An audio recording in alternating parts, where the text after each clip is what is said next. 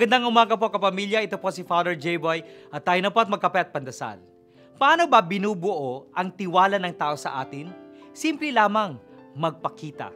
Sabi ni Jim Paredes ng Apo Hiking Society sa isang talk ukol sa kultura at sining, all you have to do to become a good artist is to show up.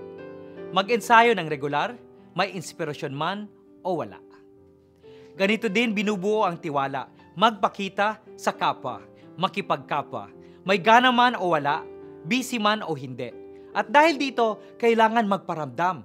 Sa buhay ng internet, ang pakikipagkapwa na bubuo sa pamamagitan ng pagsagot sa ating text, emails o tweets. Meron pa akong kwento galing kay Lauren Isley sa kanyang Star Thrower. Nakita ng isang manlalakbay ang isang lalaking tinatapon pabalik sa dagat ang mga starfishes upang iligtas sila. Sabi niya, gaano kalaki ang epekto mo kung ang dami-dami namang nagkalat na starfishes sa baybayin? Wika ng lalaki, malaki ang epekto ko sa bawat isa.